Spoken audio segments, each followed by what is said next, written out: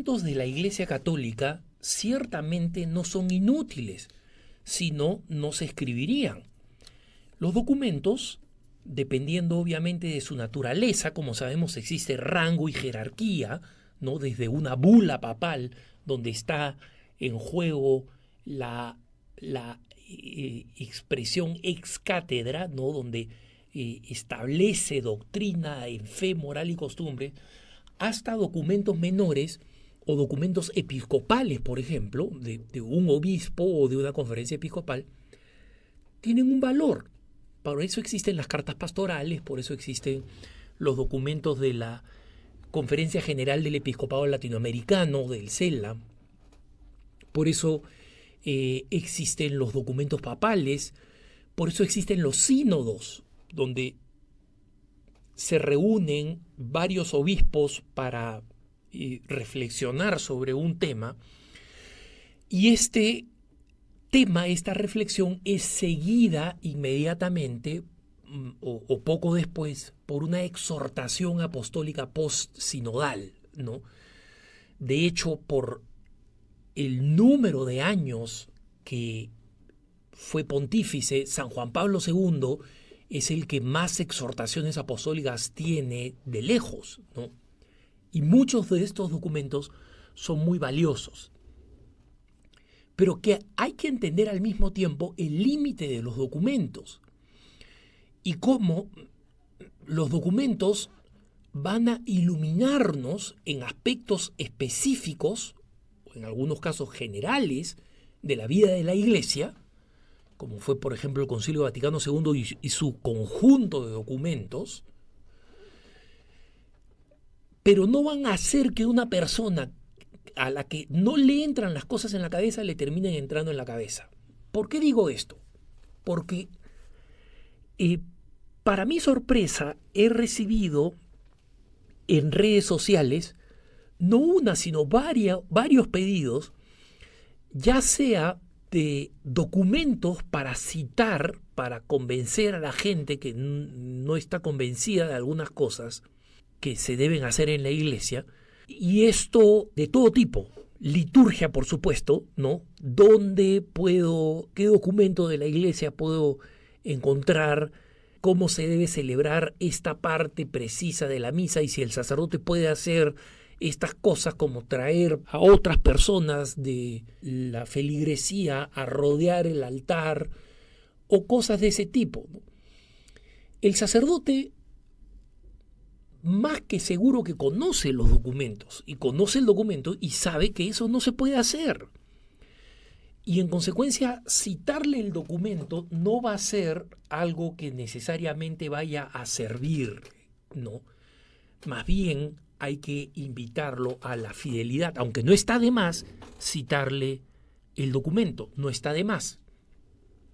Lo importante es que nosotros tengamos una postura, una comprensión de que los documentos son unas guías y que esos documentos no van a dar fruto si es que no convierten a la iglesia. Un hermano catequista me decía, necesitamos un nuevo documento que hable de los peligros del neomarxismo en el mundo y que nosotros tengamos un gran impulso misionero. Él estaba pensando un nuevo documento como el de Aparecida, o sea, no estamos hablando ni siquiera de un documento pontificio, sino de un documento episcopal, ¿no?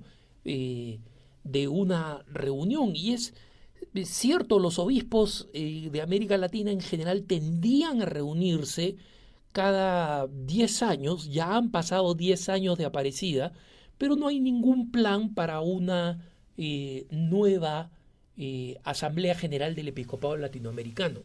Y en un breve intercambio vía Twitter a este hermano le recordaba que los documentos no eran lo que nosotros necesitábamos el nuevo ardor para cumplir con cosas que ya nos han sido dichas, ¿no? Y me faltó, creo que hubiera sido más completo, si yo le hubiera dicho, hermano, lee la Evangelii Nunciandi, o sea, un documento que no es de este pontificado, no es del pontificado anterior, no es de San Juan Pablo II, es del Papa Pablo VI. O sea que estamos hablando de un documento que va a cumplir 50 años, si no los ha cumplido ya.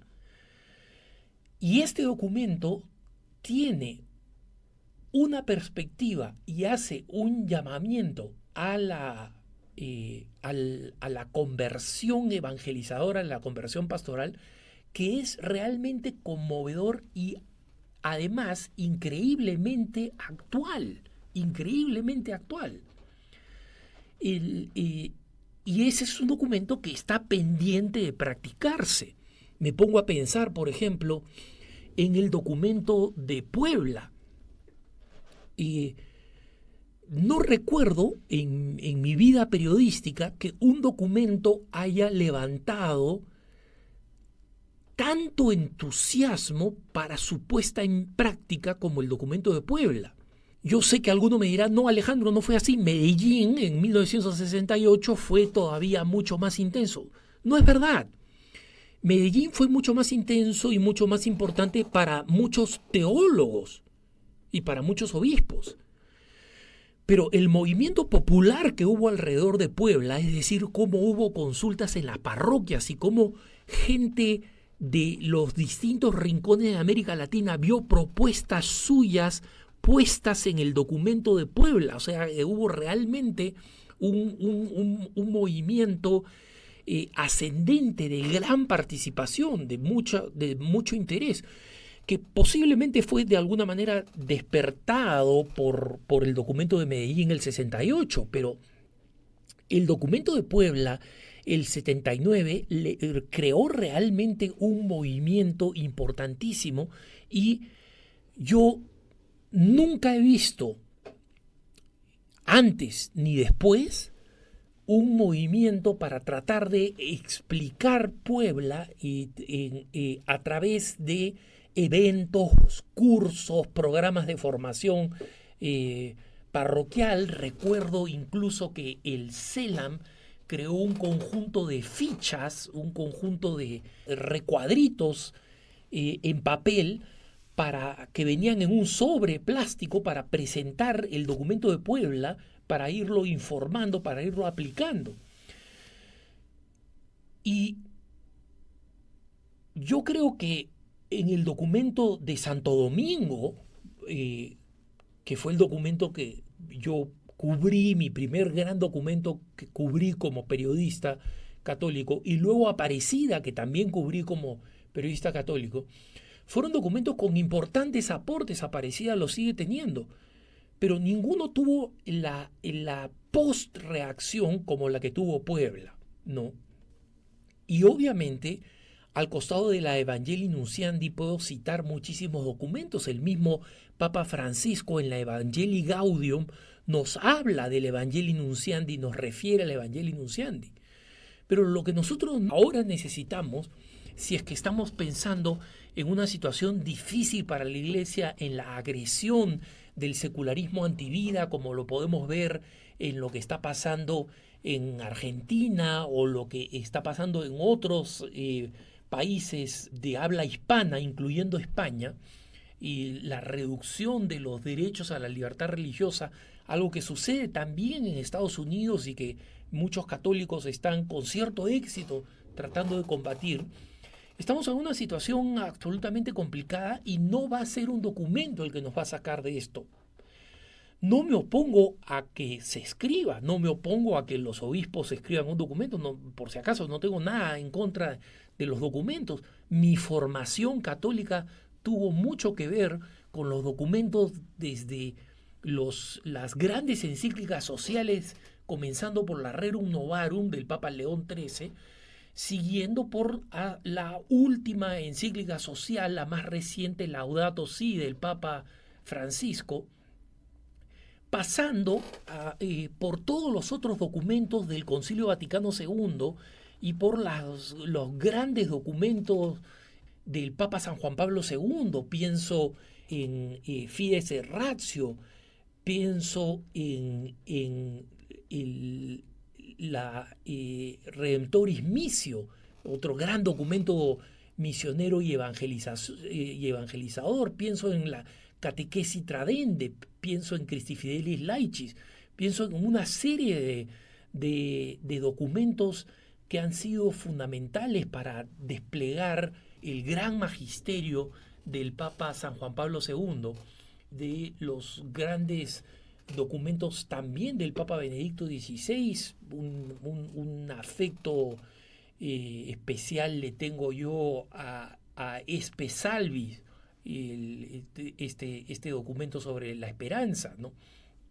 Y me parece fundamental comprender que estos documentos son importantes, pero no son los documentos los que nos dan los grandes gritos de batalla, digamos así, los que nos llaman, nos convocan a la batalla. Es el testimonio. Veamos el testimonio que nos dio San Juan Pablo II, veamos el testimonio que nos dio Benedicto XVI, veamos el testimonio que nos da el Papa Francisco. Ellos básicamente señalan con su propia actitud lo que significa salir afuera, salir al encuentro, enfrentar sin temor y saber que en ese enfrentar sin temor nosotros vamos a un campo de batalla. Cuando el Papa Francisco dice que la iglesia es un hospital de campaña, un hospital de batalla, nos está diciendo que estamos en una batalla. Y esa batalla es una batalla contra el mundo. Y es una batalla contra la secularidad. Y esa batalla tenemos que sacarlas adelante. Y algún documento podrá ayudar. Y que vengan y sean bienvenidos los documentos que el Santo Padre o que los obispos deseen darnos. Valoro mucho la importancia que han tenido cartas pastorales de mis obispos a lo largo de la historia. Pero ahora tenemos que entender que es el momento de actuar. Tenemos suficiente guía en los documentos y tal vez sea el caso de revisar algunos de ellos para saber que tenemos suficiente munición para ir a la batalla. Que tengas un buen día.